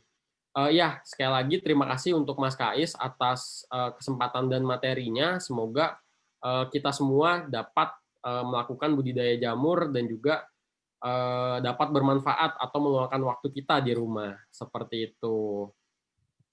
Ya mungkin sebelum kita akhiri nih Mas Kais, kita mau foto bareng dulu dong satu kali ya. Mungkin Bapak dan Ibu yang berkenan untuk mengaktifkan kameranya gitu. Mungkin boleh dibantu juga nih dengan teman-teman panitia nih. Oke, kita punya apa nih Mas? Tangan atau gerakan apa nih biar semua bisa ikutan? Oke. Ya wes, kalau nggak ada mungkin bisa boleh kasih stiker jempol ya, atau tangannya ya. Oke, 1, 2, 3. Kirim dulu. Satu-satu. Oke, agak lama nih karena kita ada 8 slide.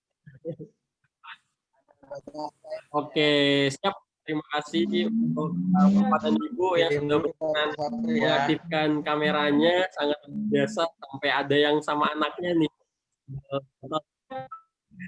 Ya, pengumuman closing statement dari saya, di kala pandemi ini kita tetap produktif, memanfaatkan waktu sebaik-baiknya, dan yang paling terpenting adalah kesehatan baik oleh kita dan keluarga di sekitar kita. Sehat selalu Bapak dan Ibu. Sampai bertemu kembali. Saya akhiri dengan membaca hamdalah. Alhamdulillahirrahmanirrahim. Billahi taufiq wal hidayah. Wassalamualaikum warahmatullahi wabarakatuh. Waalaikumsalam warahmatullahi wabarakatuh. Mungkin ada pertanyaan dari Agus. Silakan Agus.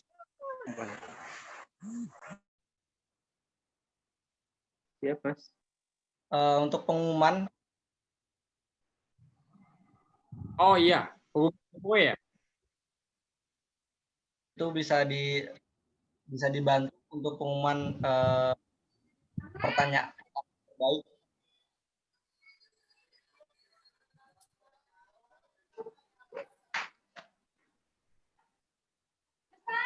Nah, apa namanya? Untuk pertanyaan. Nanti akan di-share untuk link evaluasi untuk pada malam hari ini. Nanti untuk link materinya bisa didapatkan setelah Bapak Ibu sekalian mengisi link evaluasi gitu. Jadi setelah di webinar yang biasa saya isi gitu. Jadi saya beberapa kali mengisi webinar, materinya saya kirim semua di situ dan Bapak Ibu sekalian bisa silahkan diakses ilmunya gratis, bebas, kapan aja dibagikan juga bebas gitu. Semoga bermanfaat. Terima kasih Mas. Oke. Mungkin pengumuman untuk pemenangnya silahkan. Terima kasih Mas Kais. Terima kasih Mas.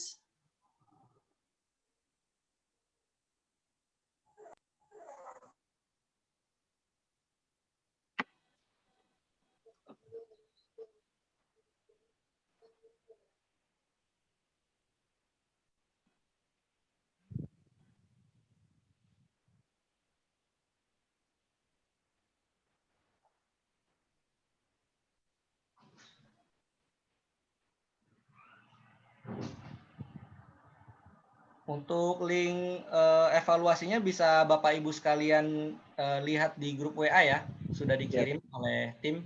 Silakan nanti diisi dan bisa didapatkan materinya setelah mengisi.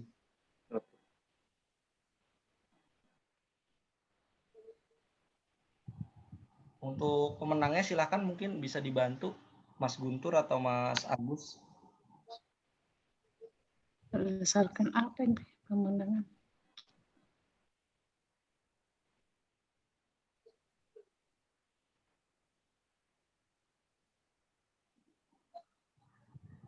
Baik, bagus Bu.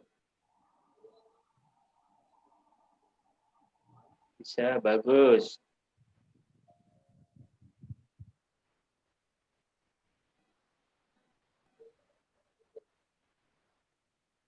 Oke, ya. Jadi untuk malam ini kita ada sedikit door prize nih untuk Bapak Ibu yang memiliki pertanyaan terbaik, yaitu yang pertama Ibu Susanti dari Depok, yang kedua Ibu Adi Gena dari Jakarta. Yang ketiga Muhammad Raihan dari Jakarta Utara. Kemudian Pak Muhammad Raihan dari Jakarta. Lalu Ibu Aulia dari Jakarta Selatan. Dan yang terakhir itu Pak Dadan Suherman dari Jakarta Pusat. Ya, jadi untuk Bapak Ibu yang namanya tadi saya sebutkan, insya Allah akan mendapatkan door prize nih dari Royal Plan, dari Mas Kais, yang nantinya akan dikirim melalui paket pengiriman. Seperti itu ya Mas Kais? Ya.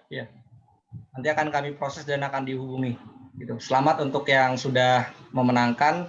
Insya Allah nanti dalam waktu dekat semoga bisa segera dikirimkan ya, berupa pupuk organik cair, terus juga ada pestisida organik dan lain-lain. Itu dari sponsor atau yang mendukung acara kita pada hari ini, yaitu dari Hydrofarm Indonesia. Semoga bermanfaat dan juga bisa meningkatkan semangat Bapak Ibu sekalian untuk bertanam atau menanam di rumah gitu, berurban farming gitu kurang lebih.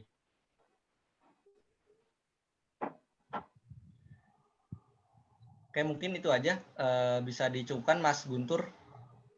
Ya, oke. Terima kasih Mas Kais atas penutupannya. Sekali lagi selamat untuk Bapak dan Ibu yang sudah mendapatkan door prize.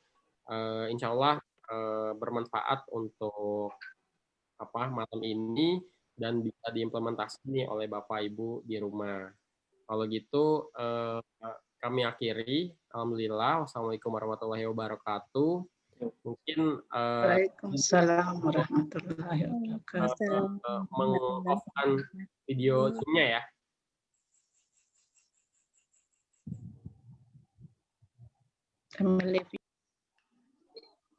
Terima kasih. Mas Kais, Mas Guntur, Lab. Terima kasih, Mas. Terima kasih. Ibu, Bapak.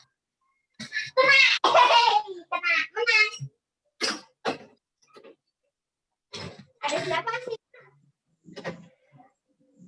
Izin ya. Ya, keren.